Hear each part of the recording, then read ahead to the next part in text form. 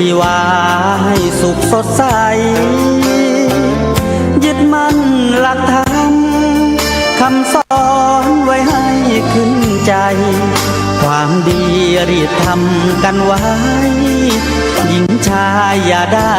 นายนี้เชิญชวนทุกท่านเข้าวัดเข้าวาทำบุญด้วยจิตศรัทธาผลบุญพาให้เราสุขีจะทำการใดนำใช้ในสิ่งดีดีทำบุญให้ทานวันนี้ไม่มีใครว่าใครชังสมัยก่อนประทับใจปู่ย่าตายายวันพระไม่เคยเบื่อหน่ายจำได้ไม่ลืมสักครั้งเหตุใดวันนี้มีคนเข้าวัดน้อยจังอยากให้เหมือนก่อนอีกครั้งฝากความหวังกับคนรุ่นใหม่เชิญชวนทุกท่านเข้าวัดเข้าวารับศีลรับพรหลวงตาเสริมคุณค่าให้กับจิตใจกระทำความดีเรื่องนี้ไม่ต้องอายใคร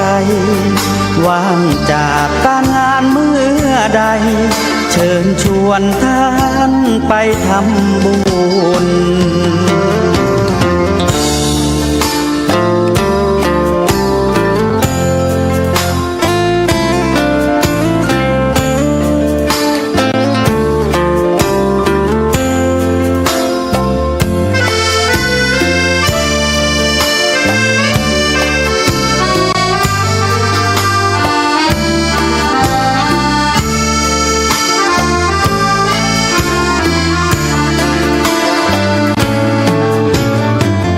เชิญชวนทุกท่านเข้าวัดเข้าวารับศีลรับพรหลวงตาเสริมคุณค่าให้กับจิตใจ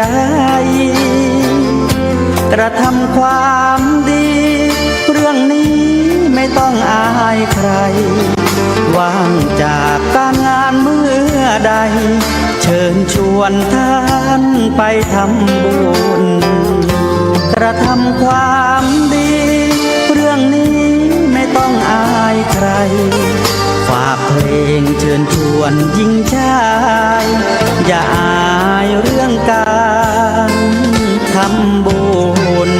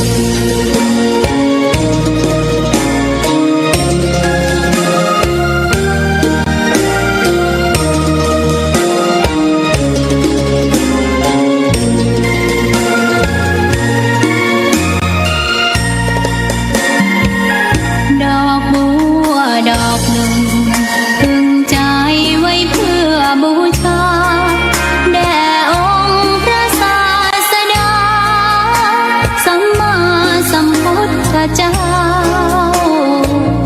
มีความงามเงียบไม่เปรียบเทียบเขาเทียบเราใครมองไม่งามช่างเขาแต่เจ้าก็คือดอกบัวด้วยความสัตย์ซื่อยึดถือความดีเป็นหลักใครรักไม่รักก็ไม่จมปลักมองมัวเมื่อโผล่พ้นน้ำ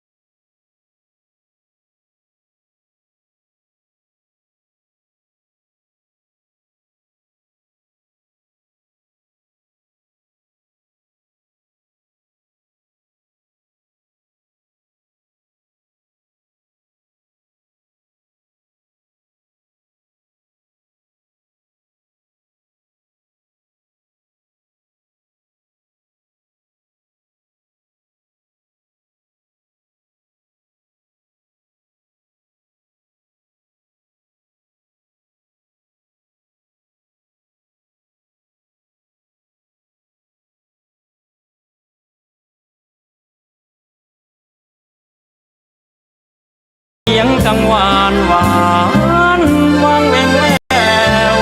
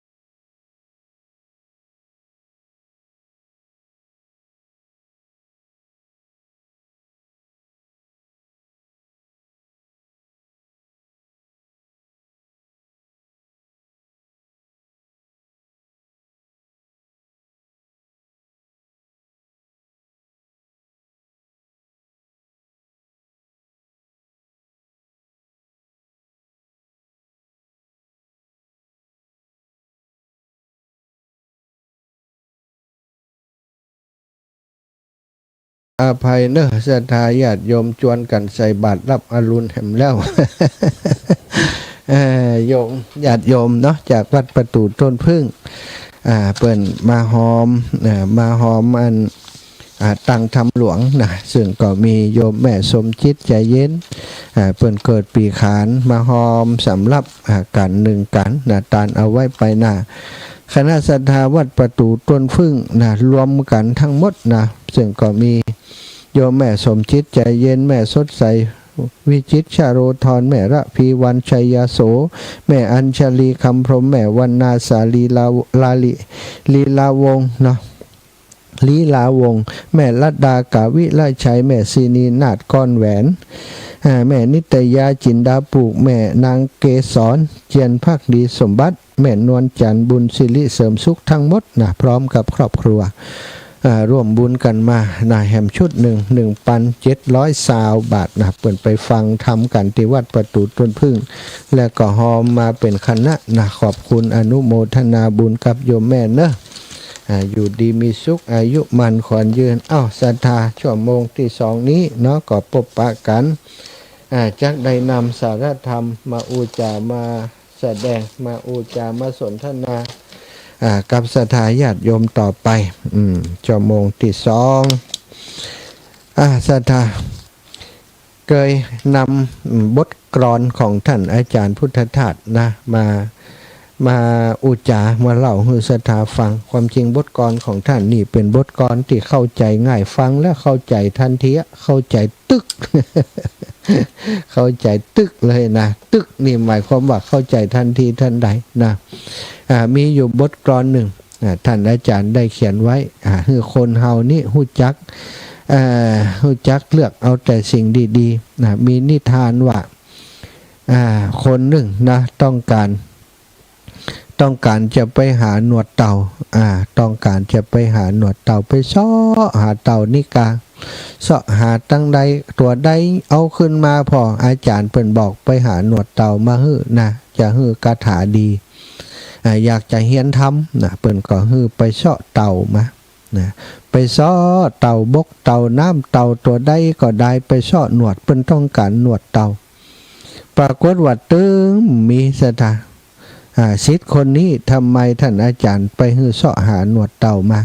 ก็เพราะว่าเขามักจะเป็นคนที่ชอบมองโลกในแง่ลบมองคนอื่นในแง่ที่บ่ดี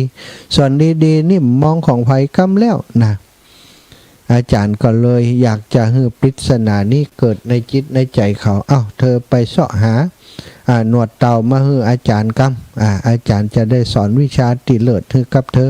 ธอบัดต้องไปเฮียนนักอย่างเปื่อนแล้วนะเอาอย่างเดียวขอเอาหนวดเต่ามาฮื้อกำแกก็ไปซ้อสถาอย่างว่านะลงบกขึ้นบกตกน้ำนะเสาะไปนะตึงเต่าน้ำเต่าบกนะได้มาก็จับมาพอได้แล้วยับมาพอตัวบะเล็กบะเล่นมาเสาะหาหนวดเป็นมีสักตัวสถาเต่าบกก็ได้เต่าน้ำก็ได้ตัวใหญ่ตัวได้ก็มีหนวดอยู่เป็น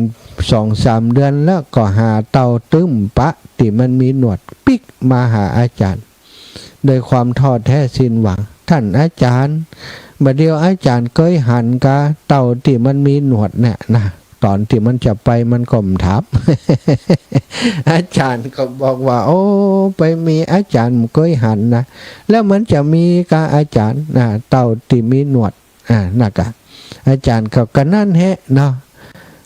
ก็เหมือนเธอนะกะอยากจะได้อันยังอยากจะได้เปื่อนดีๆอยากจะได้อันนั่นดีๆอยากจะได้อันนี้ดีๆโดยส่วนเดียวเธอเป็นอย่างอีตลอดมาอยากจะเฮียนดีๆกว่าเปื่อนอยากจะเก่งกว่าเปื่อนไอ้อย่างต่างๆนี้แล้วมันมีกาวะอาจารย์ว่าจะให้มันเก่งขึ้นมาโดยบ่เฮียนมันบ่มีแล้วจะหาคนที่มันดีโดยส่วนเดียวเปื่อนคนใดก็บ่ดีไปหมดจะหาที่ดีโดยส่วนเดียวมันมีกันโอ้หมอนี่ก็ได้กึดทันทีเลยศรัทธาว่าโอ้ขอบคุณท่านอาจารย์ขอบคุณท่านอาจารย์ที่ให้ข้อคิดเตือนสติผมเป็นคนอย่างนั้นจริงๆโอ้มันก็เป็นถ้าอย่างนั้นก็คือคนที่มองโลกในแง่บดีเนี่ยศรัทธาจะหาหนวดเต่าจะหาคนมีดีโดยส่วนเดียวอย่ามัวเที่ยวค้นหาสหายเหมือนค้นหาหนวดเต่าตายเปล่าเลยฝึกให้เคยมองแต่ดีมีคุณจริงนี่สำคัญที่สุดการที่จะมีชีวิตอยู่อย่างมีความสุขนี่โลกใบนี้มันเป็นโลกที่มีถึงคนดีคนบดีอยู่ปะปนเปกันไปหมดศรัทธาญาติโยมในหมู่บ้านในชุมชนของเฮาไปพอเอาเถอะนะมันกำใจมีคนดีคนดีเพียงส่วนเพียงทั้งหมดนะมันก็มีคนบดีปะปนเปไปหมดบางคนก็ให้ขี้ลักขี้จกเป็นคนเป็นนักเลงทุกอย่างนะนักเลงเล่นนักเลงการพนันหมู่นี้นะนักเลงผู้หญิงนี่นักเลงสุราเมลัยมักจะเที่ยวกลางคืนนะมักจะขี้โกงมักจะชอบทำความเดือดร้อนให้กับสังคมมันก็มีอยู่ในสังคมของเฮาหันหมดแต่ว่าเขาจะเป็นอย่างใดนะคนหนึ่งนี่อย่างเลี้ยวสุดอย่างวัดเตวัดตัดนี่ก็ยังมีส่วนดีอยู่ศรัทธาลองมากึดอย่างอีเตอะลึกสุดเจนสุดชุยสุดเจนสุดนี่ก็คือท่านเตวัดตัดนั่นแหละทำบาปทำกรรมกับพระพุทธเจ้ามาบ่ฮู้กี่จาดแล้วมาบวชในสำนักของพระพุทธเจ้าก็ยังจะมาแย่งชิงยังจะมาเป็นศาสดาแทนวะขอปกครองคณะส่งแทนศรัทธาอันนี้คือความนักหนาสาหัสสาการของความบดีของพระเทวทัตยิ่งบ่หินกระลุ่มจะฮึดตกใส่พระพุทธเจ้าแบนแต่ตัวเองจะเป็นพระพุทธเจ้าแทนจะปกครองส่งแทน ซึ่งตามเป็นจริงแม้พระพุทธเจ้าจะนิพพานโดยการกิ้งก้อนหินใส่เขาก็บ่สามารถจะเป็นคนที่จะปกครองส่งแทนพระพุทธองค์ได้พระพุทธองค์บ่ทรงมอบหมายภัยเป็นตัวแทนของพระองค์นอกจากพระธรรมวินัยเท่านั้นนี่ขนาดพระเทวทัตลึกลื่นขนาดนั้นนะศรัทธาญาติโยมพระพุทธองค์ก็ยังพยากรณ์ว่าที่ฮือมาบวชนี้ที่ฮือมาอยู่ใกล้ชิดนี้ก็เพราะเมตตาเพราะอยากจะให้เขาเกิดความรู้สึกอย่างหนึ่งที่สำนึกได้แม้กระทั่งก่อนจะตายเนี่ยนี่นาทีสุดท้ายเนี่ยเทวทัตนึกได้ก่อนคือนึกได้ตั้งแต่ตอนที่โดนภิกษุที่เป็นลูกน้องนะภิกษุเจืออย่างฮะกาลิกะโกลิกะอย่างหู้นี่นะ จำมาได้นะแต่เป็นศิษย์กลกุติของพระเทวทัตเนี่ยนะห้ามพระเทวทัตว่าโอ้นี่นะจะไปเชื่อใจพระสารีบุตรพระโมคคัลลานะนะแต่พระเทวทัตบ่เชื่อแต่สุดท้ายมาหมู่ลูกน้องหมู่ลูกน้องของพระเทวทัตทั้งหลายพอฟังตามจากพระสารีบุตรพระโมคคัลลานะกระโตยพระสารีบุตรพระโมคคัลลานะไปเนาะเมื่อเป็นอย่างนั้นนะภิกษุองค์นี้ก็บอกว่าไหนบอกแล้วบอกฟังนะจับมาถองเข่าเลย จะเป็นคนลึกอย่างเดียวกันนะเนาะถ้าจะตัวใหญ่กว่าเทวทัตเลยนะต้องจับมาตีเข่ากระทุ่งเข่าหลายรอบละถ้าจะเป็นนักมวยด้วยกหานี่เนาะจนพระเทวทัตกะอักเลือดวาสธาเต้าสุดลงขำตีให้เลยกะตอนนั้นเกิดสำนึกขึ้นมาเลยใกล้จะตายแล้วนะว่าเฮาบัดเดี๋ยวนี้เฮาสำนึกผิดแล้วบาปกรรมที่เฮาทำกับพระพุทธองค์มานั้นเป็นบาปนักเหลือเกินเฮาจะเข้าไปกราบพระองค์ขอให้พระองค์ได้โปรดยกโทษประทานอภัยให้กับเฮาลูกศิษย์ทั้งหลายก็ว่าเป็นไปได้กะท่านทำมาอย่างกับพระพุทธเจ้าไว้สปะสเปดประกวยเตดมะละกอเปิ่นจะฮื้อปิกไปหาแหมกะตันเทวทัตจางเตอะนะลูกศิษย์อาจารย์พระองค์เป็นผู้ที่ทรงไว้โดยเมตตาต้องฮื้อเฮาเขาปบแน่นอนเอวะ ต้องฮื้ออภัยแก่เฮาแน่นอนความนี้สับไปถึงพระพุทธเจ้าพระพุทธองค์ก็บอกภิกษุทั้งหลายว่าเนาะน่าเสียดายเทวทัตนี่ตั้งใจจะมาหาเฮาแต่ว่าเขามาบัดถึงนะภิกษุทั้งหลายเขาจะถูกแผ่นดินสูบในที่สุดว่าอันเต้าเทวทัตได้ยินข่าวนี้นะกลับไปข่าวนี้กลับไปถึงหูเทวทัตก็ได้จ้างคนมาหาบแข่ติดตัวเองเนี่ยนะหาบแข่ติดตัวเองนั่งเนี่ยจะบ่เอาตีนแย่ลงไปในพื้นปฐพีเพราะกลัวแผ่นดินสูบเนี่ยตามคำทำนายของพระพุทธองค์ก็โดยประการนั้นได้เดินทางมาสิ้นระยะทาง6-7 วันใกล้จะถึงพระเชตวันบากไก่บ่เมินและศรัทธาก็คิดว่าวันนี้เป็นวันที่7แล้วคงบ่มีเหตุการณ์อย่างที่พระพุทธองค์ตรัสไว้เกิดขึ้นแน่ก็คงจะมีความผิดพลาดเหมือนกันพระพุทธเจ้าอีวะยังกึดอย่างอันอยู่นะศรัทธาเมื่อกึดอย่างอันแล้วก็อยากจะผ่อนคลายเพราะใกล้จะถึงพระพุทธเจ้าแล้วโดยความที่หนังคดของงอดบนแข่บนต่างหันมาหลายวันแล้ว6-7 วันอยากจะยืดเส้นยืดสายสักหน่อยนะก็เลยเอาตีนนี้นะหนังห้อยแข่งลงไปแล้วก็ลืมตัวเอาตีนไปวางไว้บนพื้นปฐพีกศธาพื้นดินเมื่อเป็นอย่างนั้นโดยความโตดติมหานความพิษติมหานปฐพีหรือว่าดินเนี่ยศธาบ่สามารถจะทรงอยู่ได้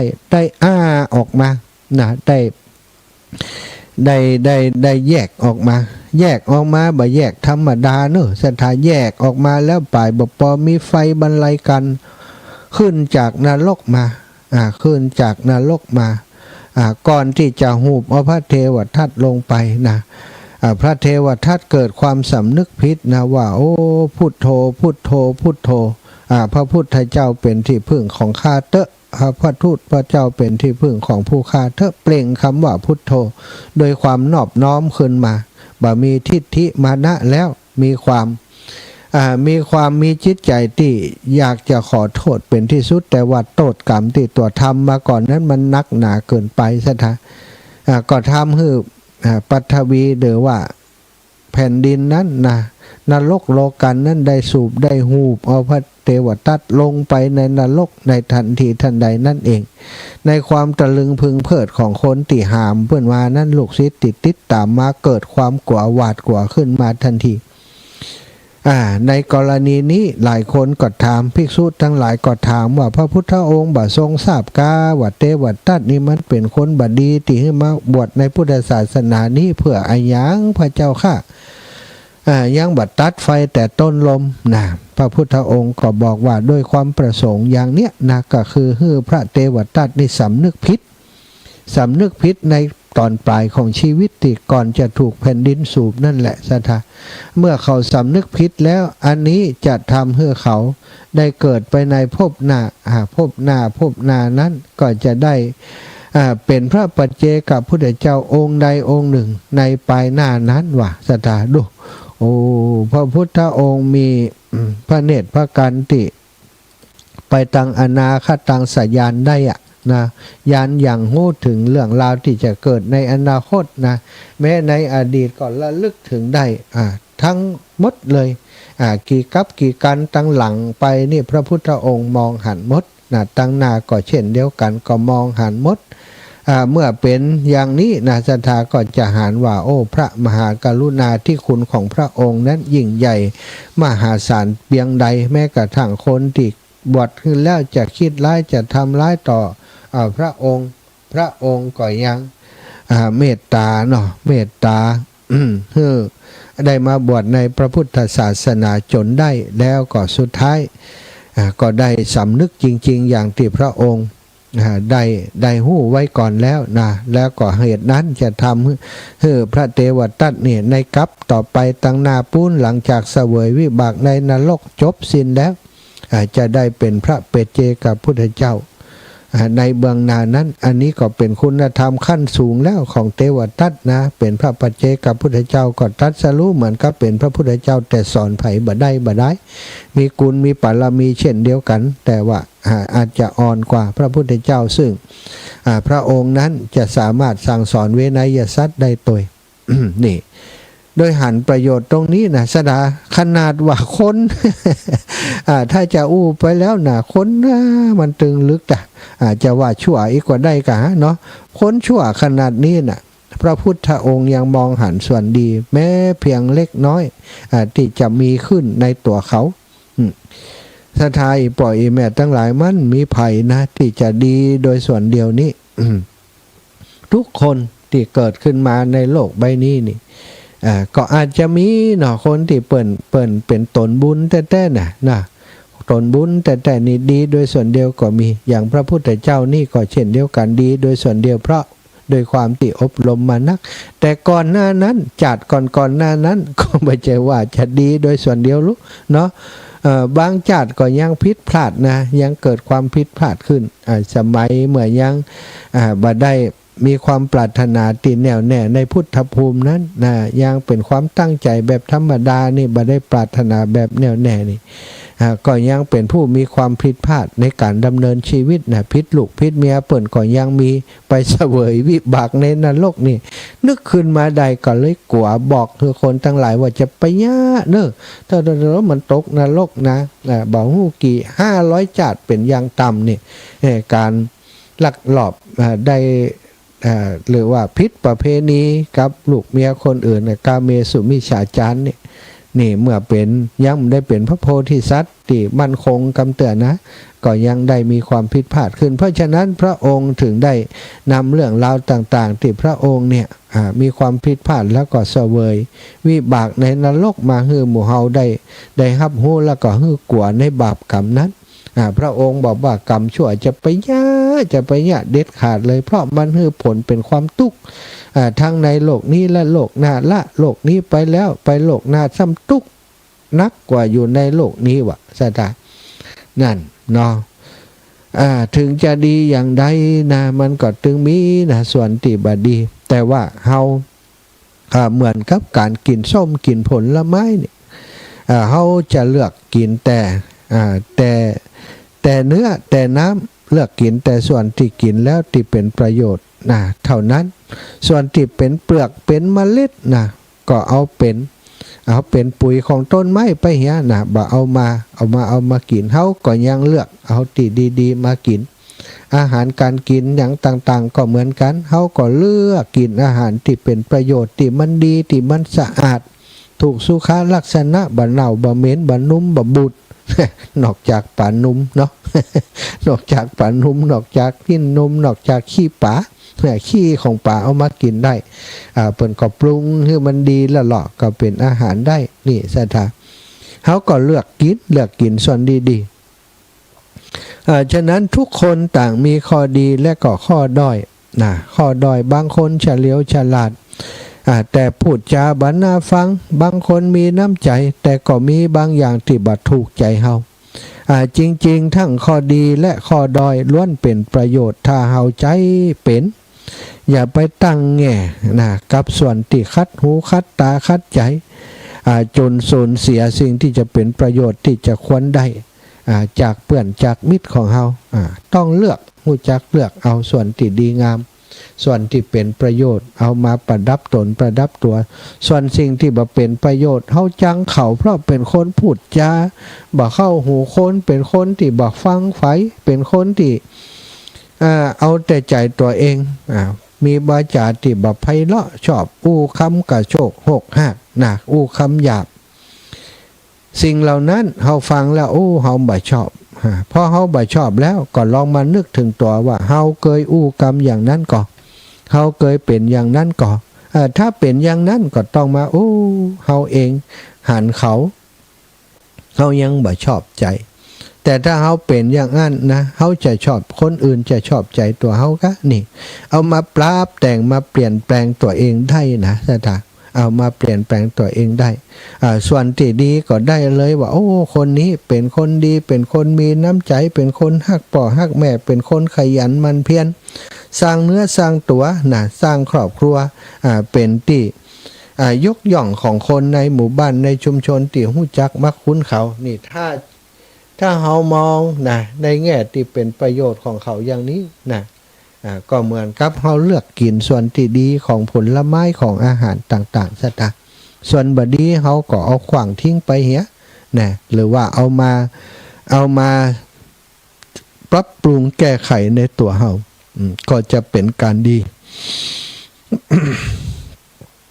ก็วกมาถึงเรื่องราวที่เป็นข่าวในวงการนี้ก็เป็นคติเตือนใจเฮาเป็นอย่างดีศรัทธาญาติโยมจะไปคิดว่ามันบ่เกี่ยวข้องกับเฮาตู้เจ้ามันดีคนเดียวมัน เฮาก็มีส่วนส่งเสริมให้พระสงฆ์องค์สังฆเจ้าเป็นอย่างนั้นอาจารย์จะไปว่าอย่างนั้นก็ส่งเสริมอย่างใดจริงบ่จริงคนเฮาทั้งหลายนี่นับถือพระสงฆ์องค์สังฆเจ้าที่บางคนส่วนใหญ่นับถือที่อันนี้หลวงพ่อเจ้าคุณเนี่ยหลวงพ่อสมเด็จนี่พระราชาคณะจันนั่นจันนี่เปิ่นมาบ้านมาจองเฮาตอนรับอย่างกับขบวนรับเสด็จศรัทธาเพราะถือว่าเป็นผู้มียศมีศักดิ์สูงหลวงพ่อใหญ่หลวงพ่อเจ้าคณะโน่นเจ้าคณะนี่เฮาก็เป็นกันอย่างนั้นส่วนใหญ่เฮาก็สรรเสริญเยินยอผู้มีฐานะอำนาจวาสนา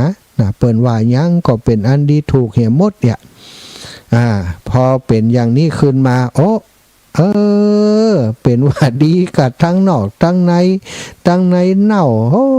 เหมือนกันหมดขนาดนั้นยังบ่ดีศรัทธาจะไปถึงขนาดนั้นเนาะความรู้สึกคือนึกถึงความเป็นจริงคนเฮาที่บอกว่ามันเหมือนกันนั่นแหละคนบดีศรัทธาญาติโยมไปอยู่ตรงไหนก็มีโอกาสที่จะทำสิ่งที่บดีเกิดขึ้นเป็นคนใหญ่คนโตอย่างใดมีอำนาจวาสนาเพียงใดก็ตามถ้าเป็นคนทุศีลเป็นคนที่ปฏิบัติอยู่ในร่องในรอยในธรรมวินัยก็มีโอกาสที่จะเสียหายได้เหมือนกันคู่คนนี่ศรัทธา เฮาก็ต้องเตือนตัวเฮาอย่างพระสงฆ์องค์สังฆเจ้าแม้แต่อาตมาภาพก็เหมือนกันนะอู้คือฟังนี่ก็เหมือนส่วนหนึ่งก็เตือนตัวเก่าเหมือนกันคือระมัดระวังนะกว่าสิกากอบจะมาหานี่ เบอร์โทรบ่ฮู้เบอร์โทรเฮาก็เนาะมันไปเลือกอย่างแต่ว่าตอนนี้เปิ้นก็ได้รับผลแห่งการกระทำของเปิ้นนะสถาผลของการกระทำของเปิ้นที่ไปทำอย่างอันน่ะก็ได้รับผลของการกระทำนั่นติดคุกติดตารางถึงขนาดที่ว่าห้ามประกันตัวนี่ก็ถือว่าเป็นคดีติดนักนะหันร้อยหน้าร้อยตาอยู่ตอนแรกๆคิดว่าจะมีอย่างตำรวจนี่ก็ฉลาดมากเลยเนาะหลอกล่อเพื่อเปิดเผยข้อมูลต่างๆจะกันไว้เป็นพยานนะบ่เพื่อติดคุกติดตารางอย่างแต่ว่าข้อมูลทางตำรวจติดหลักฐานมันมัดตัวเข้าก็กลายเป็นว่าเขาอยู่ในฐานะของผู้ที่ทำการฟอกเงินมีส่วนในการทำให้การทุจริตในวงการคณะสงฆ์ขึ้นทำให้เจ้าหน้าที่ปฏิบัติในทางที่บ่ถูกบ่ชอบเจ้าหน้าที่ในที่นี้ก็คือพระสงฆ์องค์สังฆเจ้ามีหน้าที่ปกครองวัดวาอารามปกครองเจ้าเป็นเจ้าคณะก็มีหน้าที่ในการเป็นเจ้าคณะปกครองต่างๆระดับชั้นสูงขึ้นไปแต่ว่าปฏิบัติหน้าที่ผิดพลาดพลั้งไปเพราะมีคนสนับสนุนหรือว่ายุยงให้กระทำอย่างนั้นโยมน้องคนนั้นก็ได้ถูกจับโดยคดีว่ามีส่วนร่วมตรงนี้นี่สถาได้รับผลวิบากกรรมนักหนาอยู่นะนี่เปิ่นก็มีเวรมีการต่อกรรมเนาะทำกันมาบอกว่ากี่ภพกี่จัดแล้วถ้าถึงไปนี่เป็นสิ่งที่สะท้อนคือหันว่าบางส่วนที่เฮามองโดยรวมคนทั่วไปนี่มองโดยรวมก็ว่าพระสงฆ์เหมือนกันหมดพอหันเรื่องราวนี้เกิดขึ้นก็ว่าเหมือนกันหมดนี่ตอนก่อนนี้ก็คิดว่าดีเหมือนกันหมดนี่มองในแง่ดีหมดบางสิ่งบางอย่างเฮาก็ต้องพิจารณาดูเนาะตามธรรมวินัยที่พระพุทธองค์ได้ตรัสไว้การเป็นภิกษุการเป็นสมณะนี่มีข้อพิสูจน์มีข้อกำหนดเป็นอย่างใดภิกษุเราใดปฏิบัติเพื่อจะคัดเก่าตนเองคัดเก่ากิเลสในใจตนเองเป็นผู้มากน้อยเป็นผู้สันโดษในปัจจัยสี่ตั้งหลายเป็นผู้ที่บ่ซ่องเสพด้วยหมู่เป็นผู้ที่บ่ลุ่มหลงในเกียรติยศชื่อเสียงต่างๆเป็นผู้สมถะนั่นแหละศรัทธาญาติโยมอันนี้คือบุคคลหรือว่าผู้ที่เป็นศิษย์ของตถาคตแต่ถ้าตรงข้ามนั้นเป็นผู้ที่ฟุ้งเฟ้อเห่อเหิมชมชอบในอำนาจวาสนาเป็นผู้ที่ใจชีวิตแบบพุ่มเฟยแบบสันโดษมีทำอันเลวทำอันเลวก็คือปฏิบัติตัวบ่มีความละอายต่อบาปบ่มีความเกรงกลัวต่อบาปบ่อยู่ในธรรมวินัยของพระพุทธเจ้าแหกข้อนอกเรื่องอยู่เรื่อยๆเนาะนอกลู่นอกทางอยู่เรื่อยๆอันนี้ก็ถือว่าบาใจละบาใจผู้ที่เป็นสาวกของพระตถาคตเจ้าถูกจับซึกกาอายังกานิศรัทธาญาติโยมมองคือหันว่าอันเนี้ยคือกรรมกรรมก็คือเกิดจากการกระทำอันเลวทรามของตัวเองเตือนตัวเก่าไว้นะตัวเฮาก็เหมือนกันถึงจะเป็นศรัทธาญาติโยมก็มีศีลของฆราวาสญาติโยมอยู่ถ้ามีครอบครัวมีลูกมีเมียก็บอกควรที่จะนอกอกนอกใจมันสร้างความทุกข์ให้กับคนในครอบครัวในคนในขนาดสังคมขนาดใหญ่เรื่องนี้ศรัทธากระเทือนวงการนักหนาเฮาก็เอามาตักเตือนเป็นผู้ชายก็ดีเป็นผู้หญิงก็ดีถ้าประพฤติอย่างนี้อยู่ถ้าเคยคิดอย่างนี้อยู่เลิกคิดได้เลยเพราะจะเป็นการทำลายตัวเก่าทำลายคุณงามความดีที่เฮาสั่งสมมาพระสงฆ์องค์สังฆเจ้าที่อดีตพระสงฆ์องค์สังฆเจ้าที่สุขาละเพศไปนั้นบางคนเป็นเจ้าคุณที่มีคุณูปการเหมือนกันนะต่อศาสนาเป็นระดับสูงอิตนาเนาะในทางการปกครองต่างจังหวัดต่างภาคต่างอย่างต่างๆทำสิ่งที่เป็นประโยชน์มาก็มากหลายแต่คนทั้งหลายก็บ่พอละสิ่งที่เป็นประโยชน์ตอนนี้มองอย่างเดียวแล้วมองเรื่องที่พิษศีลพิษประเวณีทำ ให้ตัวเองหม่นหมองมัวหมองด้วยการตีไปเสพกามทำให้ขาดจากความเป็นภิกษุก็มองจุดเดียวแต่จุดที่ดีเปิ่นบ่มองแล้วสถาถ้าเราต้องการจะเป็นคนที่เก็บเกี่ยวเอาประโยชน์ก็มองส่วนที่ดีส่วนที่ดีของเขาก็มีอยู่ส่วนที่บ่ดีนั้นก็มองเพื่อหยังดูเพื่อหยังดูเพื่อจะมาตักเตือนตัวเองแต่บ่ใจเพื่อจะไปซ้ำเติมจะไปว่าร้ายหรือร้ายเขาเนาะอันนี้ก็ขอให้ศรัทธาญาติโยมวางตัววางใจให้เป็นกลางเนอะจะไปให้โซซะมากัดกินใจของเฮาให้ได้มองว่าคนใดก็จางทำกรรมชั่วก็ย่อมจะได้รับกรรมชั่วผลปีเป็นชั่วนั้นด้วยตัวของตัวเองแน่นอนวิบากที่เขาจะได้รับนั้นแน่นอนได้รับแน่นอนแต่ว่าคนเฮาบ่ได้ห้ามความดีเนอะเสือขาลาเพศเปิ่นไปเป็นเปิ่นมีความหู้มันนักมีญาติธรรมนักทำหลายไปเป็นคนที่ปฏิบัติดีปฏิบัติชอบปฏิบัติดีเป็นฆราวาสที่ดีได้อยู่สร้างประโยชน์ให้กับสังคมได้อยู่ก็บ่ได้ปิดช่องทางแม้แต่นักโทษที่เปิ่นปล้นโทษออกจากคุกจากขังมาเปิ่นก็ยังมีโอกาสแก้ตัวกลับใจคนที่ความผิดพลาดมาเมื่อได้รับโอกาสก็คงจะทำให้เปิ่นได้กลับตัวกลับใจได้หารเพศภัยของการประพฤติผิดของตัวเองกลับมาเป็นคนที่ทำถูกทำดีต่อไปในอนาคตก็เป็นได้เนอะสถาเอาละเนาะก็เวลาช่วงหลังนี้ขออนุญาตอ่านไลน์ของศรัทธาญาติโยมที่เปิ่นโทรเข้ามา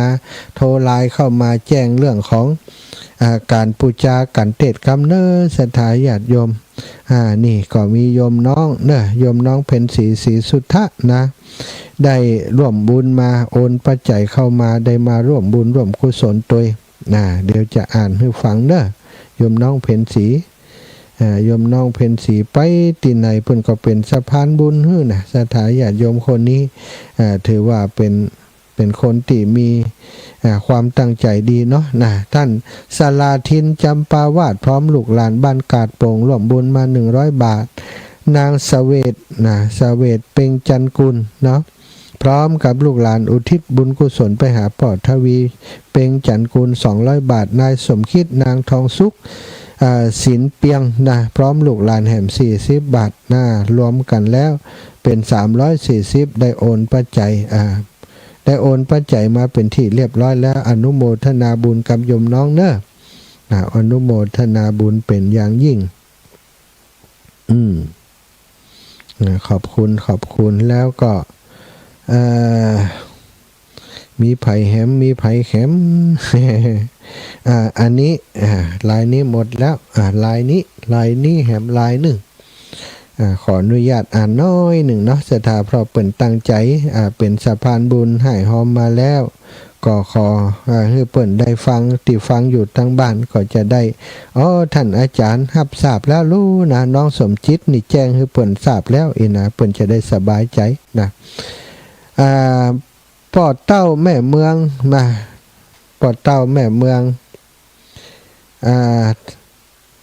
ถาสุดใจปอดเต้าแม่เมืองถาสุดใจบ้านย่าเป้าเกิดปีวอกเนอะพร้อมกับลูกหลานแล้วก็แม่ย่าเกิดปีเปิ่นเกิดปีไก่เป็นเจ้าภาพการเทศมา500 บาทปีบอยปีกุลปีบอยปีกุลนะ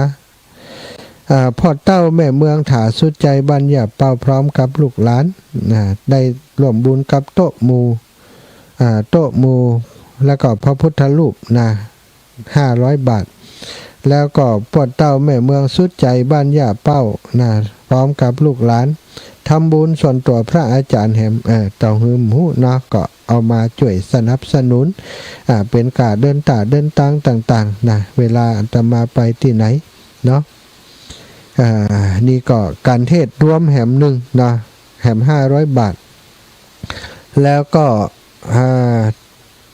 ตาลทำหลวงแหม500 บาทอันนี้ของ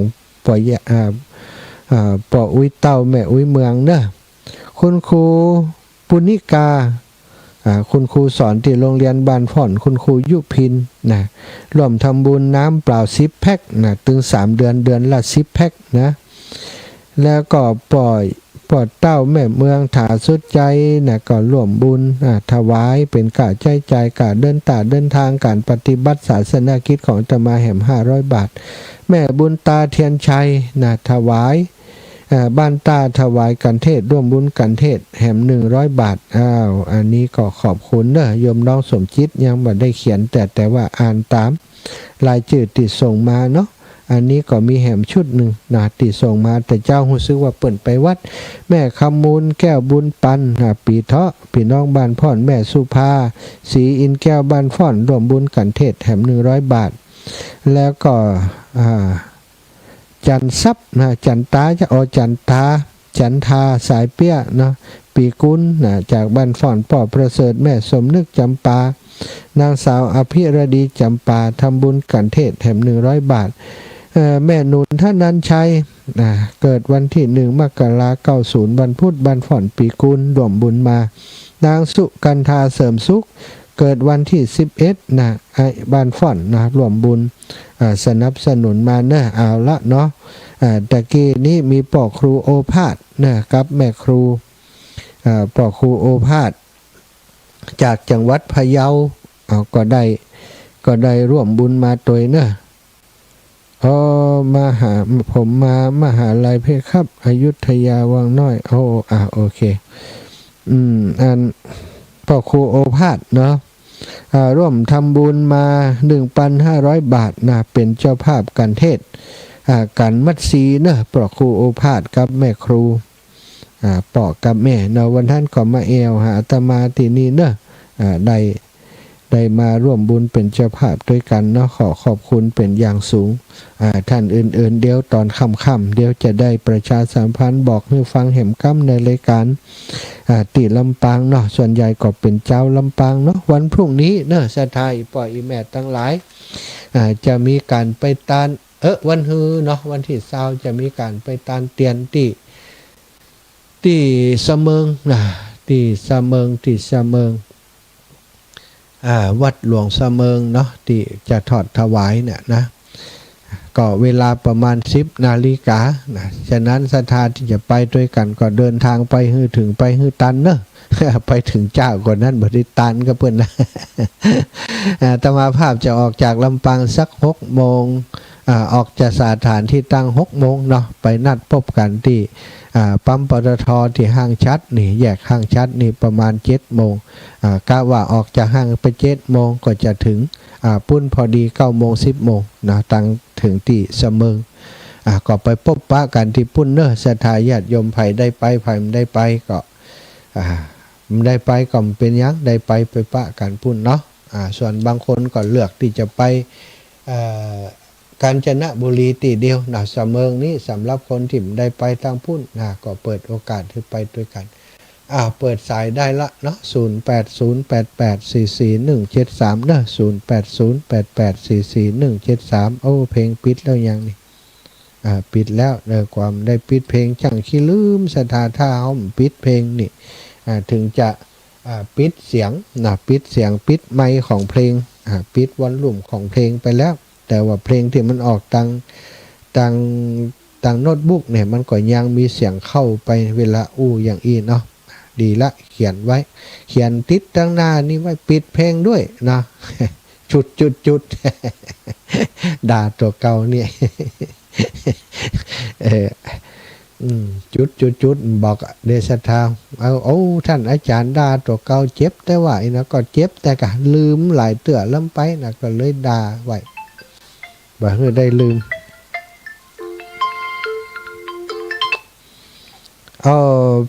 อย่าขันคำอายุ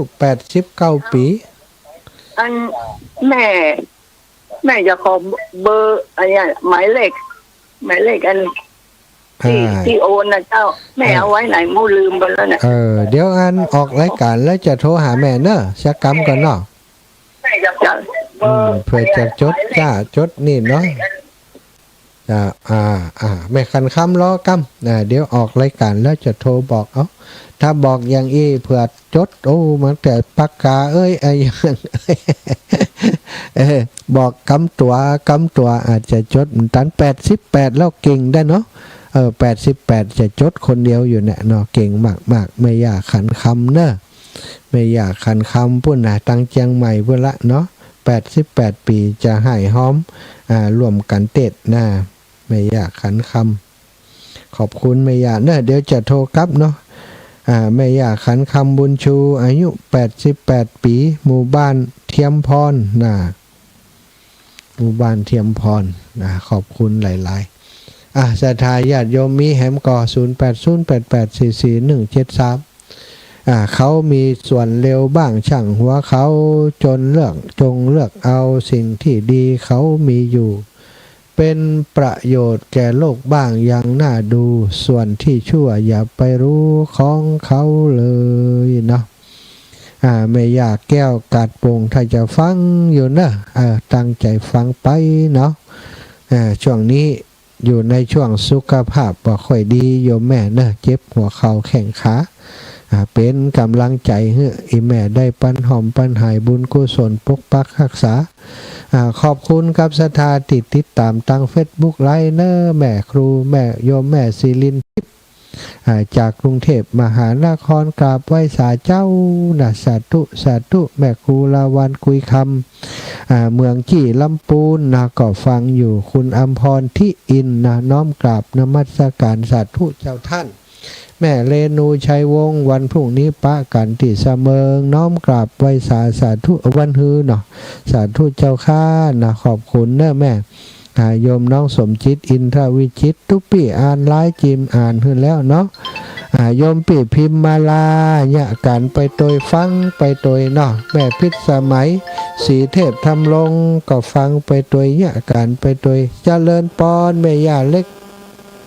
ไว้สาเจ้าท่านของแม่คงจะไปเดือนกันยาพุ่นหนาเจ้าเพราะว่าปีเกิดมันอยู่ป่ายพุ่นมดเนาะแต่ว่าอันอย่างก็ถ้ามาได้ก็มา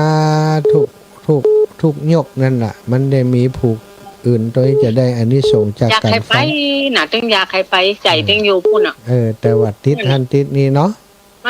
มันก็ทานหันมันก็ยังช่วงนี้เข้าใจแม่อยู่เข้าใจแม่เนาะสาธุแล้วก็แม่ก็จะง้อมปีละกาของแม่มี3คนนะคนละ500เนาะเขาก็ก่อยบอกตอนนั้นบอกเจ้าได้กะนะแล้วก็ปีหมู่2เจ้าปีแก้หำ1รวมกันจะเป็น3,000น่ะเจ้าได้เนาะตอนนั้นก็ไปว่ากันเนาะเจ้าโยมแม่เจ้าไว้สานะเจ้าสาธุบุญรักษาแม่เด้อเจ้าสาธุเจ้าผ่านมรสุมสุขภาพของลูกของหลานนะไปโดยดีเนอโยมแม่เจริญปอนแม่ย่าแก้วไปแอวด้วยกันกะวันที่20นี่อันนี้พาจะลง6 โมงร้านไปสั่นเข้าไหนมาถึงอีแม่ไปถึงอีแม่ปุ่นนี่ถ้าจะประมาณ6 โมงเกินเนอะอยู่ฮั่นอยู่ฮั่นท่าอยู่นัดกันกับอันไผก็น้องอย่างที่จะไปตัวอีแม่นี่น้องเนียนน่ะกะน้องเนียนกับตัวอีแม่เนี่ยกะเจ้ารอกันตีอันนัดกันเอาเองแต่รอตั้งใดนั่นแล้วกันแม่ย่าอันหอมมันนั่น500นี่กันเทศกะเจ้าได้กะร้อนอยากจะเอาไปวันผูกวันฮื้อเนี่ยนะเจ้าได้กะอย่าเจ้าสัตว์ทุเนื้อแม่ย่าเน้อเจ้าไว้สัตว์เจ้าแม่ย่าแก้วโทนาบุตรน้ำโท่งนี่ก็80 ปลาย90 ปลายแล้วเน้อศรัทธาแม่นวลยอดคำปันเจ้าไว้สัตว์เจ้าจะเดินปอนสบายดีกะวันนี้ไปวัดก่อวันนี้ไปถึงมาเจ้ามาวันเจ้ามาวันมาแรงลุกไปก่อมาแรงไปก่อมาแรงนี่ทำนี่แล้วว่าทำนี่แม่ไปวัดไปมาตอนใส่บาตรแล้วก็ตอนไปฟังธรรมแรงนี่ได้ไปสวดมนต์แล้วเนาะพักผ่อนก็ไปอย่างญาติดีแล้วของบดีมันก็ยังม่วงสุกนะกันเนาะใจตั้งนี่มันเหน่าตั้งลายมันก็ดีอยู่กับมีนะบางอันเนี่ยปอกขวางเหี้ยแม่บาสูนอย่างอันแม่ว่ายังเขาเปรียบเหมือนม่วงสุกโรนลงมาแกนดีเขาขวางเนี่ยแกนดีเขาเก็บไว้ใจบางแกนก็ดีโคบเดียวกับมีนะดีมีนักก็มีหน่อที่บดีมันก็เป็นไปถ้ายัง คนเจ้าบ้านเขาเนี่ยกันเนาะ ใช่เหมือนกันครับ เจ้า เจ้าเนาะสาธุแม่เนอร์ เอาเป็นกำลังใจเนอะ สาธุขอบคุณโยมแม่ปุ่นอยู่ดอยสะเก็ดเด็ดสะกอยเอาละศรัทธาเวลาหมดเวลาหอมปากหอมคอโทรมาเล็กน้อยพอแล้วเนาะขอบคุณทุกคนทุกท่านติดตามรับฟังรายการเนอะขอให้อายุมันก่อนยืนอยู่ดีมีสุขจัตตารโอธรรมาวัฏันติอายุวโนสุขังพระลัง